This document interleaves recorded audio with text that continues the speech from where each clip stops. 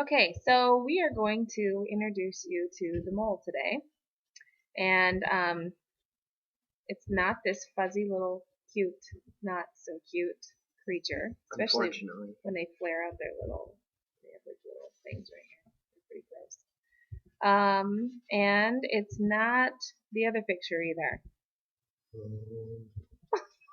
Mole, mole, mole. No, Right. not from Austin Powers. It's not that either. The mole, in fact, is similar to a dozen of eggs. Right. It's gonna be a counting number. Counting number. So a mole is a counting number. When you go to the store, you're not going to order 12 or 24 or 36 eggs. You're going to order 1, 2, 3 dozen eggs. That's right. So just like the mole is actually equal to 6.022 times 10 to the 23rd. And this stands for RP, representative particles. And representative particles really can range for a couple different things. Representative particles can be atoms, they can be ions, they can be molecules, and this number is just like the 12 dozen, or I mean the 12 eggs. So if we have 1 dozen, there are 12 eggs. Okay, and this, just like this eggs could be roses, feathers, dozen people, 12 anything. So just like this thing can change, this representative particles can change, we could label this 1 dozen with 12, and then we wouldn't know what to put behind it, because if there's nothing to define, it would be hard to tell. And that's exactly what this is. We've labeled this as representative particles because we calculate many different things from it. It's going to change depending upon what we're trying to calculate. All right, so let's go this next slide. So this is Avogadro. What was his first name? Amadeo. Well, he has lots of first names, but yes. Amadeo Avogadro. He is the mathematician that actually figured out this Avogadro's number, 6.022 times 10 to the 23rd. And this number is a really big number, right? It's almost hard to imagine. A couple of examples here, trying to get you to picture how big this number is. If we were trying to stack 1 mole of pennies to the sun, we would have 8 million stacks of pennies. 8 million stacks of pennies. All the way to the sun. From Earth. 8 million stacks is a lot. That's a lot of pennies. That's a long ways to the sun. That's right. Trying to get you to see how big this number is. Okay. One more example. If we had 1 mole of gumballs. Okay, that doesn't sound like a lot. Not a lot, no. Okay, everybody loves gumballs, all right. And if we had every person on Earth trying to count these gumballs, which is about 6.8 billion. 6.8 billion people. Billion people. Billion, not million. I was still. Billion people. Billion people. Okay. If we had every one of those people trying to count gumballs at the rate of 1 gumball per second. Okay. 1 gumball per second. Well, that sounds like an extra credit question on the test. Yeah, One maybe. gumball per second. Okay. All right. It would take the entire people of Earth to count 1 mole of gumballs 3 million years. 3 million years. Holy moly. Moly, moly, moly. Moly, moly, moly, moly. That's right. All right. So what we're trying to say here is this is a really, really large number. Okay, and this actually is a picture that I found that shows us exactly how big this number really is in respect to its zeros. So these are the only significant figures that we use, because we use the 6.022. And then these are the 23 places of zeros. And just to kind of give you an idea, this is 1 trillion, right? And so it's actually 2 1 trillions. Not that that's using very good math skills, but just to give you an idea of how many zeros it is. Very, very large number. Right. And so before we can actually use this number, we need to review a couple of things that we have done this semester so far. I know you guys are excited to see this first one. Dimensional analysis is key. This is what we kept telling you about. Atomic mass is from the periodic table. Molar mass, this is something I believe that you probably learned in physical science, so we're going to review it again today. This idea of a conversion factor and balanced chemical equation, which I know all of you are very familiar with because we just tested. So not so much of a review, but a topic that we're going to be using again. Okay, so dimensional analysis, this is the canceling out of units. And in this case, we are going to be canceling out things like atoms and atoms of lithium versus atoms of oxygen versus the mole versus grams of oxygen versus grams of something else. So really important that we write out our units this time. Right. We really got to get back into a good habit of doing that. Yes, because you will get lost this chapter for sure. Okay. Atomic mass, remember this is the red number on our periodic table. It's the decimal, and this is just how much an average of what one atom weighs. Well, actually the nucleus. So it's the weight, average weight, I probably should say. Yeah, average weight of one atom. Okay. And we're going to all right, molar mass, on the other hand, is the average weight of a compound. So if we have something like NaCl, we're going to look up at the periodic table, and we're going to see that sodium's weight is 22.98. And we're simply going to, just because there's one of them, we're going to use one of these, plus chlorine's weight. Chlorine is 35.45. Okay, so we add these together and we roughly get 58.43, and this would be in grams. Okay, and so the molar mass of sodium chloride is 58.43. Now, if we have, let's say, a little bit larger of a compound, being able to count atoms is really going to be important this time. So let's think of one of those that we did from last chapter when we were counting atoms, like something like strontium, and then maybe have a polyatomic ion here. So we have strontium with PO4 2. Okay, so this is strontium phosphate. So now we would have to have 3 strontiums, and strontium is 87.62 plus, now we're going to have phosphorus, and we have 2 phosphorus, so we do 2 times 30.97. And then we would have 4 times 2, so we'd want to do oxygen, which is 15.999. So we could, we'd want to multiply these two together, so there's 8 total oxygens. So if we were to multiply this and then add it to this multiplied, then add this to this multiplied, we would come up with a really quite large number, I'm assuming. Maybe that's too large. Okay, so we'll equal up with a number about 452.792 grams. And of course, things when we're doing calculations, a really big, important thing is going to be significant figures. Sig figs.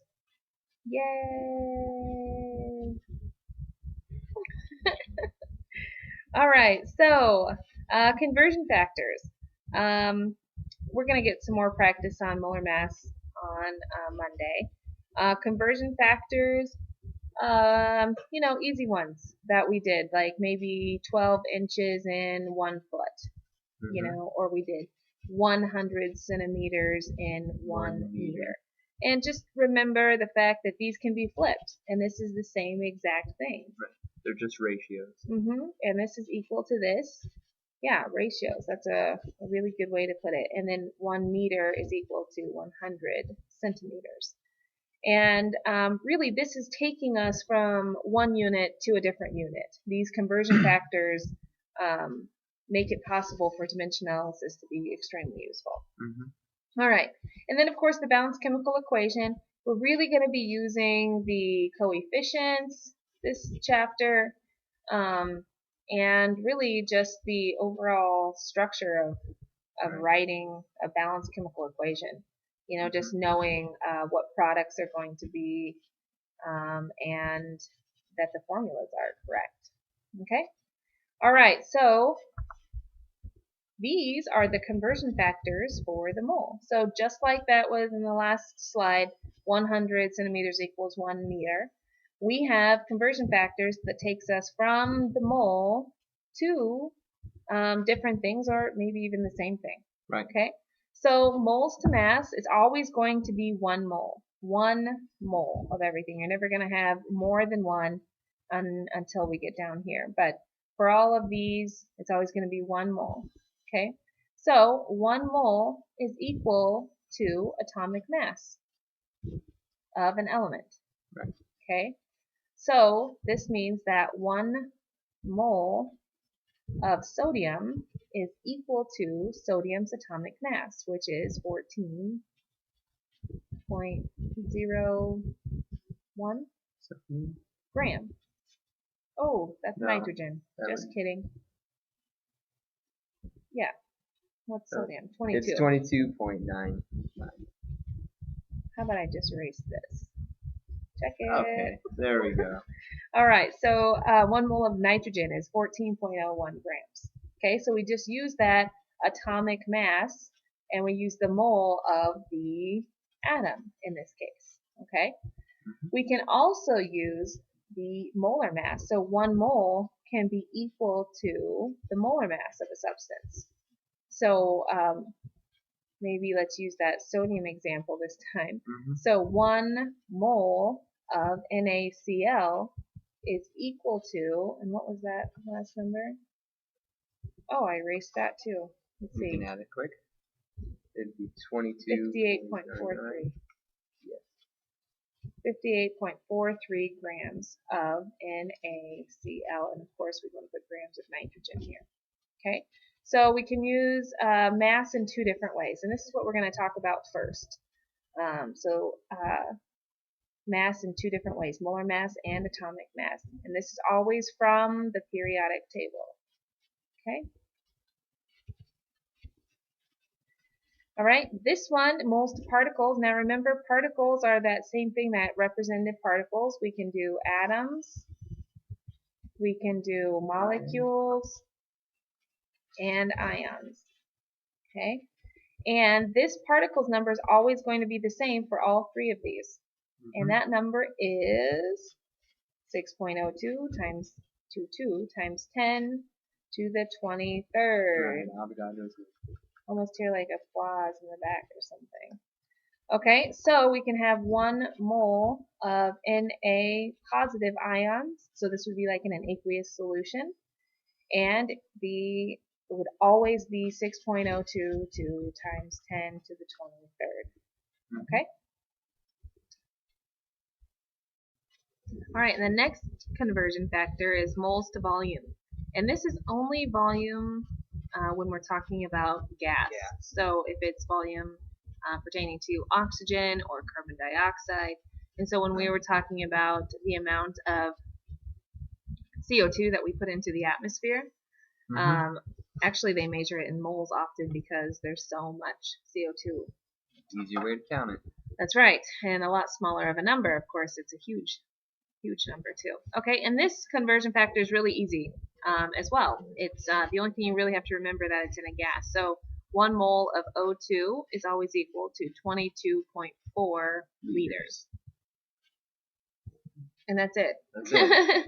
And Simple as so that. anything that you could put anything in this, and it would always be, yep, as long as it's a gas. You could put anything in here. You could put a molecule, 1 mole of CaCl2, and it would be equal to this guy. Okay, so these things are really variable. You can switch them out. Okay, Right. and it's always the same. Okay, and then the last one is moles to moles, and this uses the balanced chemical equation. That's why it's so important. This is why we had to get so good at this. Yeah. So, if we just took an easy one like O2 plus H2, and it made H2O, and we put a 2 here, put a 2 there. Okay, and now we can go from moles to moles. So if we start out with moles or grams of carbon, because all of these are going to start going together, we can use all of these conversion factors in one problem. Right. So if we start out with grams of this, and we needed to figure out how much we started with this, how much we were going to produce here, and we wanted to find out grams of this, we'd have to use an intermediate. We'd have to go from moles of this to moles of that, or from moles of oxygen to moles of this. So we can use 1 mole of O2, and then there would be 2 moles of H2O. And these coefficients turn into the amount of moles. Right. And so all of this becomes quite useful. Should we do maybe just one practice problem, you think? We could. Let's start out with maybe the 1.2 grams of copper sulfate that they start off with in lab.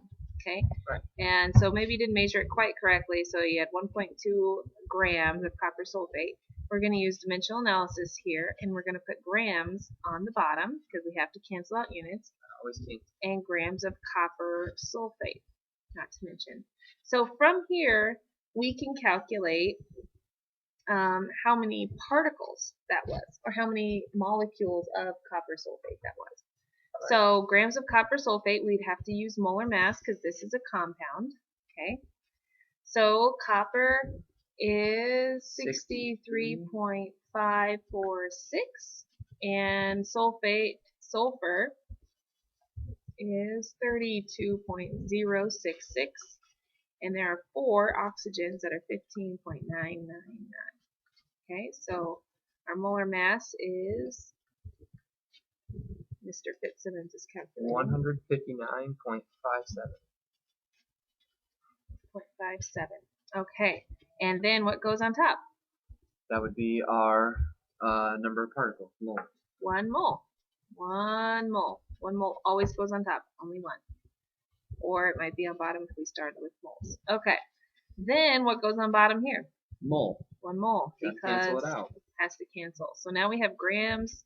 These are gone.